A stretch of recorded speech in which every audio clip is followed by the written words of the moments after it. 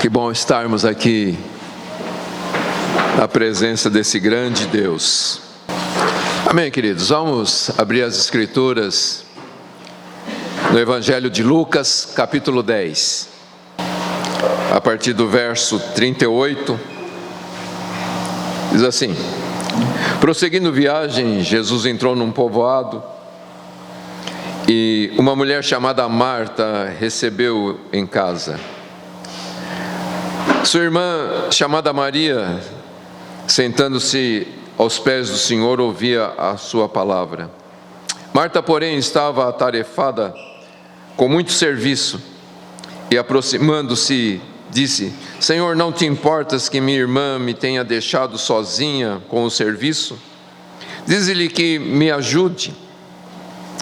E o Senhor respondeu: Marta, Marta, estás ansiosa e preocupada com muitas coisas, mas uma só é necessária. E Maria escolheu a boa parte, e esta não lhe será tirada. Amém, queridos? Vamos orar. Pai querido, nós lemos a Tua palavra e pedimos que o Teu Espírito abra o nosso entendimento para que possamos compreender a Sagrada Escritura. Fala aos nossos corações, trabalha os nossos corações, transforma-nos, aperfeiçoa-nos, para que sejamos semelhantes ao Teu Filho Jesus Cristo.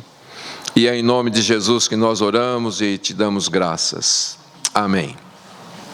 Muito bem, queridos. Como eu disse, é um texto bem conhecido, mas como toda a Escritura Sagrada, essa história de Marta e Maria nos fornece preciosas e sábias lições, e eu quero tirar aqui pelo menos 4 lições que nós podemos aprender nesse texto, lições que nós devemos guardar nos nossos corações e sempre nos lembrarmos dessas verdades.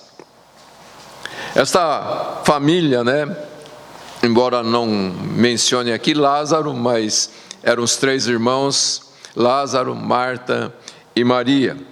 E quando a gente então junta esse texto com o Evangelho de João, capítulo 11, a gente vai entender bastante a respeito desta família, que era uma família que tinha intimidade com o Senhor Jesus Cristo, uma família realmente convertida ao Senhor, uma família que amava Jesus e uma família que era amada pelo Senhor Jesus. Então a gente vai entender aqui, queridos, que Jesus realmente ama o seu povo, Jesus realmente ama aqueles a quem Ele escolheu, aqueles que são seus verdadeiros discípulos. E uma coisa que nós vamos entender aqui é que os verdadeiros cristãos, eles podem ter, e na verdade eles têm, temperamentos e características diferentes uns dos outros. Nós olhamos para essas 2 irmãs que eram fiéis seguidoras do Senhor Jesus Cristo, como eu disse, realmente convertidas ao Senhor, amavam a Jesus, eram amadas pelo Senhor e honravam Jesus de uma forma muito especial, como bem poucos o fizeram durante o ministério terreno do Senhor Jesus. Mas quando a gente olha para essas 2 mulheres, a gente vê que elas possuíam características bem diferentes uma da outra. O temperamento delas era bem diferente, a mentalidade delas eram diferentes. A gente olha para Marta e vê uma mulher enérgica, agitada, impulsiva, que possuía sentimentos fortes e falava tudo que vinha na cabeça. Aí a gente olha para Maria, que é quieta, mais sossegada, mais meditativa, tinha sentimentos profundos, mas falava bem pouco, não falava tudo aquilo que sentia. Quando Jesus chega ali na casa delas, Marta se alegra demais com a presença de Jesus e logo pensa em preparar para o Senhor uma refeição muito agradável. Ela quer receber Jesus e honrar Jesus ali com o seu trabalho. Aí a gente olha para Maria também muito feliz em ver Jesus, Mas a primeira coisa que Maria pensa em fazer é se assentar aos pés de Jesus e ouvir os ensinamentos do Senhor, ouvir a sua palavra. Então a gente percebe, queridos, que a graça de Deus estava derramada sobre essas duas mulheres. Esses dois corações estavam cheios da graça do Senhor, mas cada uma delas manifesta de uma forma diferente, os efeitos dessa graça. E aqui, queridos, vem a nossa primeira lição, que nós precisamos tomar muito cuidado quando nós olhamos para os nossos irmãos e começamos a formular opiniões a respeito dos nossos irmãos. A gente não pode esquecer essa verdade, que há uma variedade de temperamentos, uma variedade de características, de personalidade, e a graça de Deus não nos torna iguais. A graça de Deus não nos coloca num único molde, onde parece que todo mundo é xerox um do outro. Não, Deus não age desta maneira. E a gente então não pode esperar que os nossos irmãos sejam exatamente iguais a nós, porque na verdade não são. Agora, eu quero que você pense aqui e se lembre muito desta questão. Eu estou falando de temperamentos, eu estou falando de características, eu estou falando de um comportamento, de personalidade. Não estou me referindo a pecados, que cada um tem o seu pecado e a gente tem que respeitar o pecado de cada um. Ok? Porque nós concordamos, queridos, plenamente com os fundamentos do caráter cristão, que é o caráter do próprio Cristo, porque nós somos chamados por Deus para sermos semelhantes a Jesus. Ok? E isso então se refere ao nosso caráter, à transformação de nossas vidas. Então todo verdadeiro cristão, eles concordam com as doutrinas fundamentais do cristianismo. Todo verdadeiro cristão é guiado pelo Espírito Santo de Deus. Todo verdadeiro cristão, todo discípulo de Jesus ama estar na presença de Deus e ama ter intimidade com Ele através da oração, através da meditação nas Escrituras. Todo verdadeiro cristão crê que a palavra de Deus, a Bíblia, é a infalível, inerrante e imutável palavra de Deus. A Bíblia não muda, a palavra de Deus não muda. A gente crê naquilo que o próprio Senhor falou: céus e terras passarão, mas as minhas palavras permanecerão para sempre. A gente vive uma época em que as pessoas querem mudar as Escrituras, dizendo que a Escritura é um livro muito antigo, que precisa ser modernizado. Não! A palavra de Deus permanece para sempre. Tudo que Jesus diz permanece para sempre. E por causa disso, por causa das Escrituras, por saber que é a palavra de Deus, confiar que é a palavra de Deus, nós percebemos as maneiras erradas da nossa vida, os nossos pecados, e então nos arrependemos, confiamos no precioso sangue de Jesus para nos purificar e nos dar a verdadeira salvação. E cremos na obra do Espírito Santo para nos santificar, para nos tornar semelhantes ao Senhor Jesus Cristo.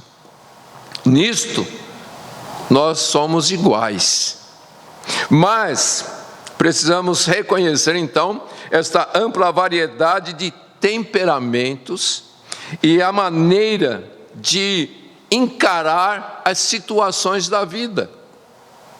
Cada um encara de uma forma diferente, e nós não podemos menosprezar os outros, porque não demonstram a mesma maneira de lidar com as coisas que a gente.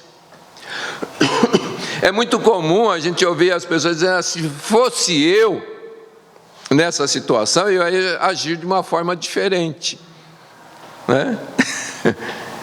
E a gente tem que respeitar, queridos, que cada um tem a sua forma, cada um tem um temperamento diferente. É como a gente olhar para um jardim. Existem ali uma variedade de flores, elas são diferentes, perfumes diferentes, mas o jardineiro se interessa por cada uma delas e cuida de cada uma delas. Se a gente pensar numa família, quem tem mais de um filho, sabe que a diferença de um filho para o outro, mas os pais amam da mesma forma e cuidam da mesma forma, se preocupa com eles da mesma forma. E é isso que acontece na igreja de nosso Senhor Jesus Cristo. Existe essa variedade, né, de pessoas, e o crescimento na graça é diferente. Uns crescem mais lentamente que outros, mas a verdade é que o Espírito de Deus está trabalhando em todos. E a gente precisa então entender que até os mais fracos dos discípulos é exatamente amado pelo Senhor da mesma maneira. Jesus não tem filhos prediletos, Jesus não ama mais um do que o outro. Todos são iguais perante Ele, porque todos estavam perdidos e foram redimidos pelo mesmo sangue precioso que foi vertido lá na cruz do Calvário. E por causa disso também, queridos, nenhum de nós deve sentir-se desanimado por não ser igual. Porque é outra coisa que é muito comum, né? As pessoas falam: eu queria ser que nem aquela pessoa, aquela facilidade, né, de falar, aquela facilidade de se comunicar. Mas, queridos, você é da forma como o Senhor te criou. E Deus precisa de pessoas diferentes. Deus precisou de um Pedro impulsivo, né? Mas precisou de um João todo amoroso, todo ali, né? Então, Deus usa as pessoas da forma como elas são. E a gente não deve se julgar menor, porque a gente não é como aquele outro irmão. E aquele outro irmão não pode se sentir melhor do que a gente, porque nós somos todos iguais perante o Senhor. Então, queridos, fica essa lição: não devemos nos menosprezar e não devemos menosprezar as outras pessoas, achando que elas não têm a graça de Deus, porque elas não têm a mesma experiência que a gente tem, ok? Quando você olha para as ovelhas do Senhor, então cada uma delas tem as suas próprias peculiaridades, né? As árvores do jardim do Senhor não são exatamente iguais. Então, nos assuntos que não são os fundamentos do cristianismo, que a gente podia chamar de assuntos irrelevantes, há uma ampla diferença entre nós, e ninguém deve desprezar o outro por causa disso. E uma coisa que a gente precisa entender: até a volta de Jesus sempre haverá Martas e Marias na igreja de nosso Senhor. Ok, queridos? Então, queridos, a segunda lição que a gente precisa aprender aqui é que nós devemos observar que os cuidados pelas coisas deste mundo podem constituir uma armadilha para as nossas almas, se nós dedicarmos excessiva atenção a eles. Quando a gente olha para o texto, fica muito claro, né, que Marta permitiu que a sua ansiedade em oferecer uma agradável hospedagem para o Senhor Jesus tomou conta dela. Ela não pensou mais em nada, a não ser no fato de querer oferecer uma refeição para o Senhor e hospedar o Senhor Jesus da melhor maneira possível.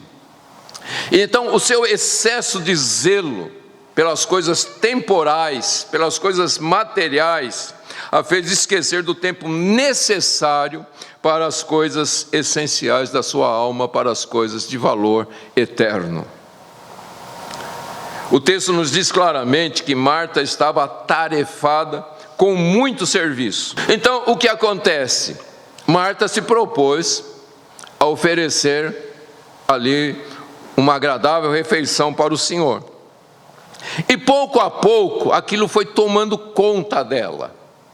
Ela queria fazer mais e mais e mais, e a Bíblia diz atarefada com muito serviço. De repente, ela olha, mas estou fazendo tudo sozinha. Maria está lá sentada, sem fazer nada, está lá ouvindo o Senhor Jesus, e eu estou servindo as mesas aqui sozinha. E isso começou a pressionar o seu coração. E debaixo dessa pressão e de uma consciência perturbada, o temperamento de Marta tornou-se irritado. E de repente o velho Adão apareceu. Rompeu ali numa explosão de indignação. E ela sente que ela tem boas razões para se sentir daquela forma. Ela sente que ela tem motivos para estar de fato aborrecida, não só com a sua irmã que a deixou sozinha, mas também com o Senhor Jesus que não falou nada. E nesse momento ela se esquece que ela mesma se colocou naquela situação.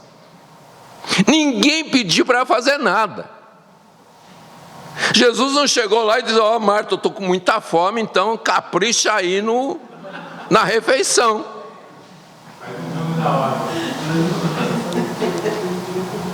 Ela quis fazer. É interessante isso, porque a gente se propõe a fazer as coisas e depois reclama que ninguém ajuda.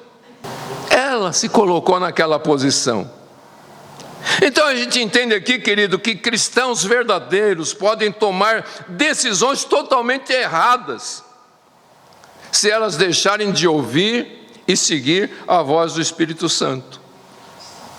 Então, nessa explosão que Marta tem agora, ela não só critica Maria, mas ela critica também Jesus, por permitir que Maria ficasse ali, na opinião dela, ociosa. Não é? E ela disse: Senhor, não te importas que minha irmã me tenha deixado sozinha com o serviço? Diz-lhe que me ajude. Senhor Jesus, toma uma atitude aí. E ao dizer isso, queridos, a gente vê um atrevimento da parte de Marta. Essa mulher piedosa, convertida, mas por um momento ela se esquece quem ela mesmo é, e se esquece com quem ela estava falando. E por causa disso, porque ela se esqueceu que ela mesma se colocou naquela situação, que ela se esqueceu que não podia, e ninguém pode dar ordens para o Senhor, ninguém pode determinar o que Deus tem que fazer, porque Ele é o Senhor.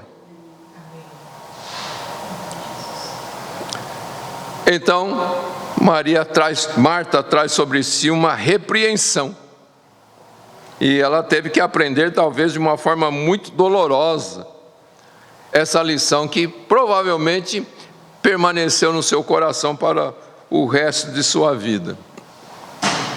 Então, queridos, vamos entender aqui: cuidado com falar sem pensar. Tiago nos ensina lá na sua carta, capítulo 3, versos 5 e 6, o seguinte: assim também a língua é um pequeno membro do corpo, mas se gaba de grandes coisas. Vede como um grande bosque é incendiado por uma faísca. A língua também é um fogo. Sim, como um mundo de maldade, ela é colocada entre os membros do nosso corpo, contamina todo o corpo e põe em chamas o curso da nossa existência. sendo por sua vez posta em chamas pelo inferno. Os versos 9 e 10 de Tiago 3. Com a língua bendizemos o Senhor e Pai, e com ela amaldiçoamos os homens feitos à semelhança de Deus. Da mesma boca procedem bênção e maldição. Meus irmãos, isso não deve ser assim. Então veja, Jesus está repreendendo Marta, não porque ela se propôs a fazer uma refeição, mas porque ela permitiu que o seu coração, debaixo da pressão do que ela se propôs a fazer, começou a julgar pessoas e começou a falar aquilo que lhe veio à mente. E Tiago nos diz aqui, cuidado. Como nós estudamos há pouco na escola bíblica, nós fomos criados para glorificar a Deus e não para amaldiçoar pessoas, não para falar contra as pessoas. Então, queridos, nós não podemos esquecer que o começo dessa situação, que se tornou agora tão desagradável, foi causada pela excessiva ansiedade pelos inocentes afazeres do lar. O erro de Marta deve ser um aviso para nós. Se nós desejamos crescer na graça e desfrutar da prosperidade da nossa alma, nós devemos ter muito cuidado com as coisas, com os cuidados das coisas deste mundo. Se nós não vigiarmos, se nós não orarmos, o cuidado normal do dia a dia pode destruir completamente a nossa espiritualidade e fazer a nossa alma definhar. A gente vê este mundo caindo numa ruína, e é lógico, o pecado é o maior motivo pela destruição das pessoas. Mas, sabe, queridos, talvez o que leva as pessoas ao pecado, o que leva as pessoas a quebrar os princípios de Deus, que leva as pessoas a quebrar os mandamentos do Senhor, é uma intensa atenção à coisa que em si mesmo é lícita, e ficar então inquieto e ocupado com muitos serviços. Veja, a pessoa, ela começa a pensar nas coisas que elas desejam. Como no caso de Marta, ela queria fazer algo para o Senhor, mas aquilo foi tomando conta do seu coração, que ela nem percebeu que Jesus estava dando ensinamentos, que Jesus estava ministrando a palavra e a graça de Deus. Então, ela não quer ouvir, porque ela se propôs a fazer alguma coisa. E muitas vezes, queridos, a gente quer fazer tanto para Deus, a gente quer servir as pessoas, a gente quer pregar o Evangelho, e a gente esquece de ouvir o Evangelho. A gente esquece de ouvir o Senhor. A gente quer falar, a gente quer fazer, mas a gente precisa ouvir. Diz um ditado que Deus nos deu 2 ouvidos e uma boca só, que é para a gente ouvir mais e falar menos. Mas a gente gosta mais de falar do que de ouvir. E Marta, ela estava tão preocupada ali em fazer tantas coisas, que ela não percebeu a situação em que ela estava, e a sua alma estava ficando vazia. Veja que essa explosão de Marta é porque ela já não tinha a sensibilidade para ouvir, para ser dirigida pelo Espírito Santo. E a gente precisa entender, queridos, que É correto a gente trabalhar pelas coisas que nós necessitamos. É muito apropriado nós atendermos aos deveres da nossa própria casa. É apropriado. Mas a gente precisa entender que isso também pode se tornar algo muito perigoso. Veja, nossa família, negócios, profissão, afazeres domésticos, relacionamentos na sociedade, tudo isto pode se tornar uma grande armadilha para o nosso coração e nos afastar do Senhor. A gente se envolve tanto com as coisas. Trabalhar não é errado, pelo contrário, né? A Bíblia diz que quem não trabalha não coma. Trabalhar não é errado, mas quando o trabalho toma todo o seu tempo, ao ponto de você não ter tempo para se assentar aos pés do Senhor, para ouvir o Senhor, então alguma coisa está errada. E muitas pessoas que se consideram cristãs podem estar indo para o abismo em meio à realização de coisas lícitas. Veja, em Lucas capítulo 14, versos 26 e 27, o Senhor Jesus disse o seguinte: se alguém vier a mim e amar pai e mãe, mulher e filhos, irmãos e irmãs, e até a própria vida mais do que a mim, não pode ser meu discípulo. Quem não leva a sua cruz e não me segue, não pode ser meu discípulo. Nesse mesmo texto, em Mateus capítulo 10, verso 37, usa a expressão, não é digno de mim. Então veja, queridos, nós precisamos tomar muito cuidado com nós mesmos no que se refere a esse assunto. Nós precisamos vigiar com zelo os nossos hábitos, para não cairmos em pecados inesperados. Se nós de fato amamos o nosso Senhor, nós temos que cuidar das coisas deste mundo sem nos apegarmos a elas. Paulo diz que nós precisamos usar as coisas deste mundo como se delas nós não precisássemos usar. Não podemos permitir que essas coisas nos impeça de amar o Senhor acima de todas as coisas. Não podemos permitir que as coisas desta vida ocupem o primeiro lugar em nosso coração, este lugar que pertence somente ao Senhor Jesus Cristo. Então, seria bom se mentalmente a gente escrevesse a palavra perigo em todas as coisas temporais e boas. Perigo. Porque se nós não tivermos sabedoria, estas coisas que foram criadas para ser bênção sobre nossas vidas, vão inundar a nossa mente e o nosso coração e vão sufocar as coisas espirituais.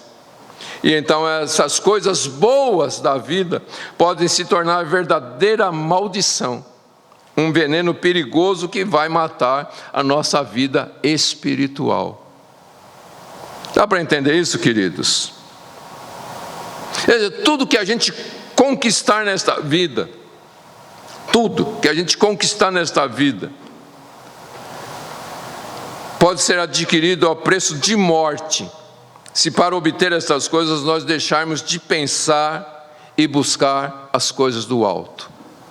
Que Paulo fala lá em Colossenses, né? Que se nós ressuscitamos com Cristo, nós devemos pensar nas coisas do alto. Nós precisamos buscar as coisas do alto. Nós precisamos envolver nossas vidas, queridos, com as coisas que nos levam para mais perto de Deus. A gente tem sim que fazer as coisas, trabalhar, cuidar da casa, fazer todas estas coisas, mas a gente precisa tomar cuidado para que estas coisas não roube o nosso tempo de leitura bíblica. Quantas vezes você chega no fim do dia, nossa, me envolvi tanto que nem li a Bíblia hoje. Já aconteceu? Já, né? Chega no fim do dia, nossa, estou cansado e não tive nem tempo de orar. Não vai dar para ir prestar culto ao Senhor, porque eu preciso resolver aquele assunto, eu preciso fazer isso, eu preciso fazer aquilo.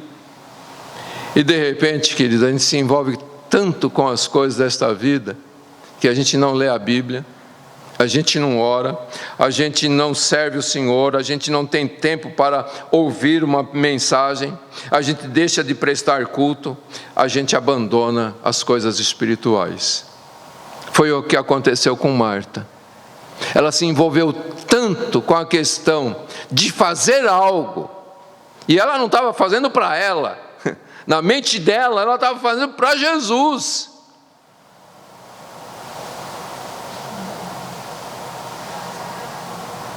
Dá para entender isso, queridos? Como que alguém está glorificando a Deus sem se envolver com Deus? Quando está envolvida completamente com as coisas desta vida. Se você acende uma fogueirinha e de repente você pega um pouco de terra e joga lá, o que acontece com o fogo? Então muita gente está apagando a chama do Espírito com as coisas desta terra, com as coisas desta vida. Lembra quando Jesus falou sobre os 4 tipos de sementes? E ele falou da semente que cai no meio dos espinhos, que são justamente os cuidados desta vida, e ela sufoca a palavra de Deus, os espinhos sufocam a palavra de Deus, e essa árvore então não dá fruto que glorifique o Senhor. Então, queridos, vamos tomar cuidado com as coisas lícitas, com as coisas boas que o Senhor nos concede, para que elas não tomem o lugar de Deus no nosso coração. Ok? A terceira lição que eu quero observar aqui é a repreensão de Jesus dirigida para Marta, uma filha amada, mas que vai ser repreendida pelo Senhor. Jesus, como um médico muito sábio, ele contemplaria o problema da enfermidade de Marta e ele vai aplicar o remédio certinho, né? Como um pai amoroso, ele observa, vê o erro que sua filha está cometendo e então ele vai disciplinar. Okay? A Bíblia é muito clara, o Senhor disciplina aquele que ele recebe por filho. Então Jesus diz para ela: Marta, Marta, estás ansiosa e preocupada com muitas coisas, mas uma só é necessária. Vamos entender essa expressão Marta, Marta, né? Ela tem tanto o sentido de uma desaprovação, né? É a mesma coisa que quando o pai fala o nome inteiro do filho, né? Quando o pai usa o nome inteiro, nome e sobrenome, sabe que esse é o sentido dessa expressão, Marta, Marta. Jesus está mostrando a sua desaprovação. Mas ao mesmo tempo, Jesus está demonstrando sua terna afeição. Marta, Marta. E ao mesmo tempo, Jesus está mostrando que ele está preocupado com o que está acontecendo no coração de Marta. No primeiro momento, queridos, isso machuca a Marta. Mas aí a gente entende que as feridas causadas pelo Senhor são muito preciosas, porque vai mudar o contexto da nossa vida. Mas essa pequena afirmativa de nosso Senhor realmente foi um precioso bálsamo no coração de Marta, porque estava ensinando de uma forma muito prática e em poucas palavras no que se resume a vida cristã. Quando Jesus diz: uma só coisa é necessária. Que declaração, queridos! Uma só coisa é necessária. Quanto mais nós vivemos neste mundo, mais a gente vai entender que a preciosidade dessa declaração, uma só coisa é necessária. A gente olha para as Escrituras e vê Salomão, correu atrás do mundo inteiro para chegar à conclusão: tudo é vaidade, tudo é perda de tempo. E quanto mais a gente se aproximar do último dia aqui sobre esta terra, mais a gente vai concordar com essa declaração. Porque tudo que a gente conquistar aqui, vai ficar aqui. Veja, queridos, saúde, prosperidade, dinheiro, bens, posições, honra, são coisas boas quando elas estão nos seus devidos lugares. Mas todas essas coisas não podem ser chamadas de necessárias. Se a gente olhar o mundo ao nosso derredor, se nós olharmos para os nossos irmãos da igreja perseguida, nós vamos ver que esses milhões de irmãos são felizes sem essas coisas. Nossos irmãos da igreja perseguida não tem um lugar como esse: cadeiras, ar-condicionado, som.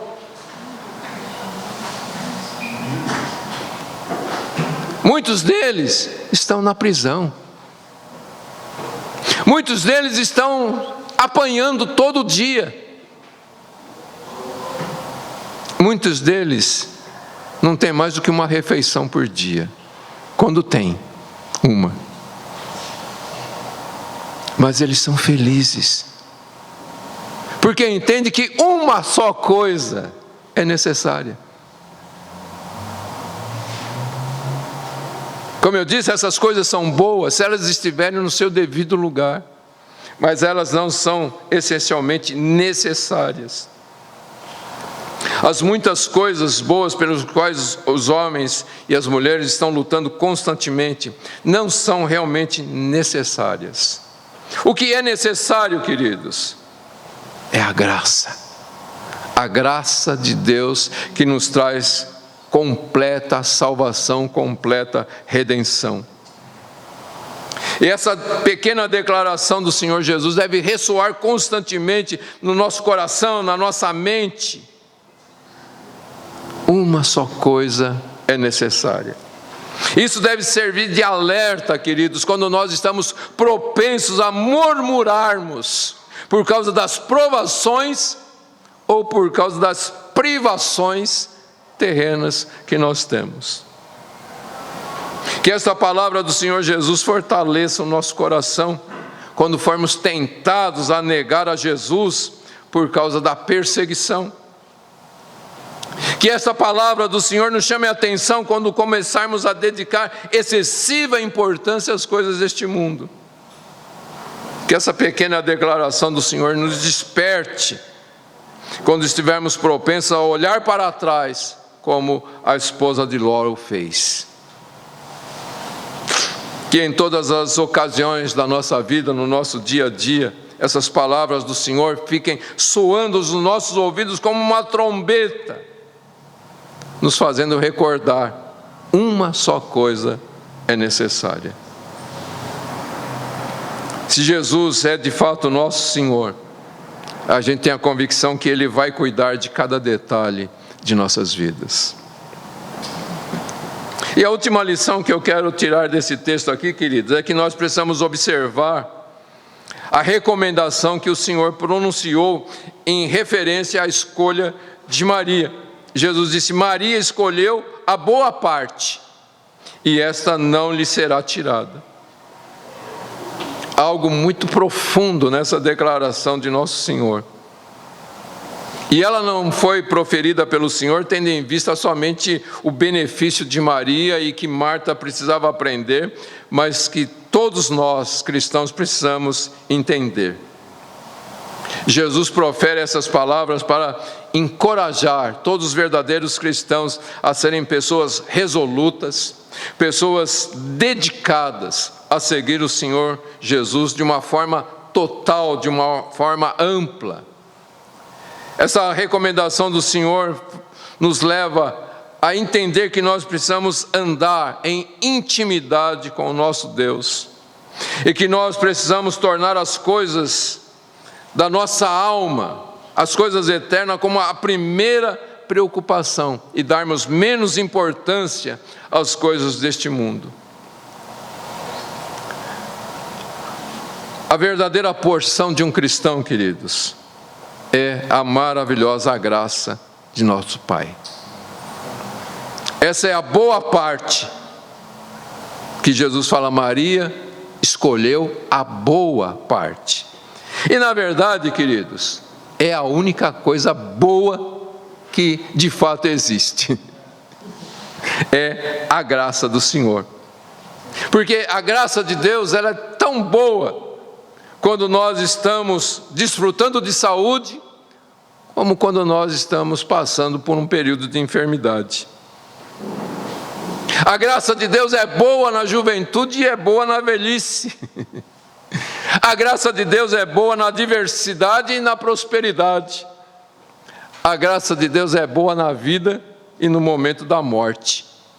A graça de Deus é boa no tempo e na eternidade. Não dá para imaginar uma situação sequer que você possa dizer, não, aqui a graça de Deus não é boa. A não ser quando você quer pecar, né? Aí fala, não, e aí... aí é desgraça.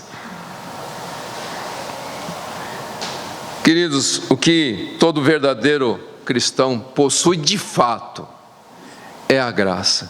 É a única coisa que ele nunca vai perder. E somente o cristão verdadeiro entre todos os homens nunca perderá a sua herança. Quando a gente olha aí para este mundo, a gente vai ver aí que os reis, os presidentes, um dia deixam a sua posição. Alguns saem lá do trono e vai para a prisão. Os ricos vão deixar toda a sua riqueza neste mundo. Eles têm somente enquanto estão aqui neste mundo.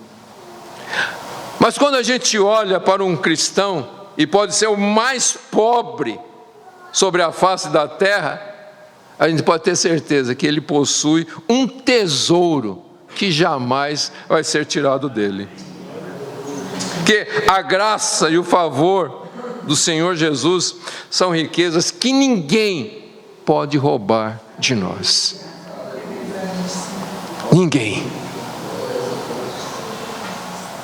O verdadeiro cristão vai levar esta graça com ele quando ele morrer, vai estar com ele na ressurreição do último dia e será dele para todo sempre.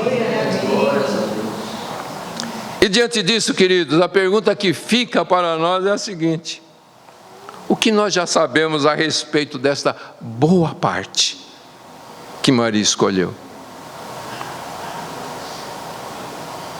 E uma pergunta mais direta: será que a gente já escolheu a boa parte como Maria? Ou a gente ainda está como Marta, correndo de um lado para o outro, tentando fazer alguma coisa? A gente pode dizer com toda a convicção: eu tenho a boa parte, eu possuo. E que a gente possa pensar nisso a cada dia e termos a convicção, queridos, que nós temos sim a boa parte, a graça de Deus está sobre nós.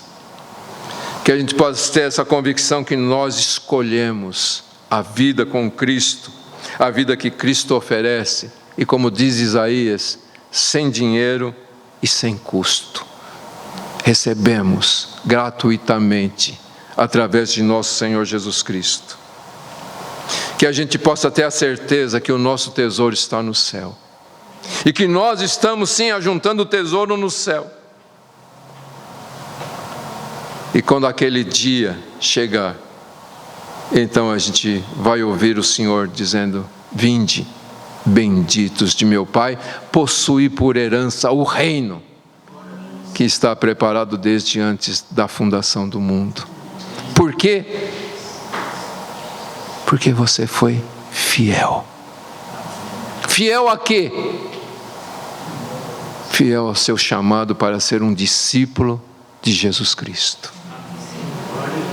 Você foi fiel em deixar este mundo, deixar as coisas deste mundo, não permitir que as coisas deste mundo ocupassem o seu coração.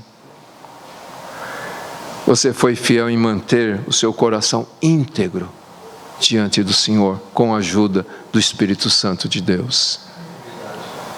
Foste fiel neste chamado para ser discípulo. A gente vê os primeiros discípulos do Senhor Jesus. Eles estavam lá nos seus barcos, pescando, consertando as redes, e Jesus chega: segue-me. E tudo aquilo perdeu o valor. A gente vê Mateus sentado ali, contando aquele monte de dinheiro, e Jesus chega para ele e diz: segue-me. E ele deixa tudo aquilo lá. Porque uma só coisa é necessária. E quando a gente escolhe esta boa coisa, ninguém pode tirar isso de nós. Como diz a canção, este mundo jamais pode me separar dos valores celestiais. É isso, querido. Não permita que as coisas deste mundo roubem os valores eternos do seu coração. Amém? Que a gente aprenda aqui esta lição com essas duas mulheres. Que a gente aprenda a não julgar os irmãos.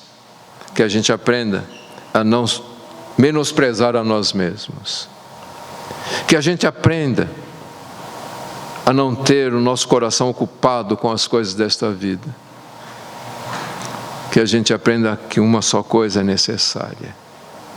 Que a gente aprenda que a boa parte ninguém tira de nós.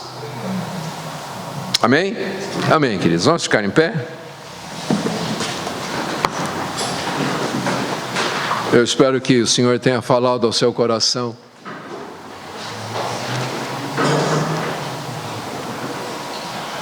E que você se proponha a amar a Jesus acima de tudo. E não permitir que nada, por mais excelente que seja, ocupe um espaço no seu coração que pertence somente a Jesus. Lembrando que um alto preço foi pago lá na cruz, para que nós pudéssemos ser filhos de Deus. Então que vivamos como filhos amados de Deus. Vamos orar.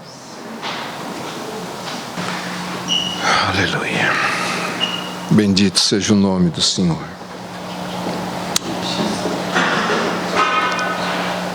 E tudo isso tem muito a ver com este momento da ceia. Porque a ceia vem justamente para nos lembrar que Jesus pagou um alto preço lá na cruz para nos resgatar, para que nós fôssemos dele. Pedro diz: não foi com ouro, não foi com prata que nós fomos resgatados da nossa vã maneira de viver, mas foi com o precioso sangue de Jesus.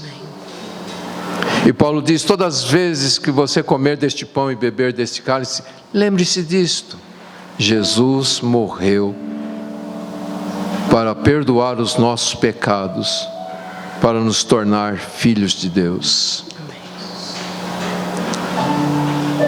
Toda vez que comer deste pão e beber desse cálice, anuncie a morte do Senhor. E então lembre-se destas palavras do Senhor: uma só coisa é necessária.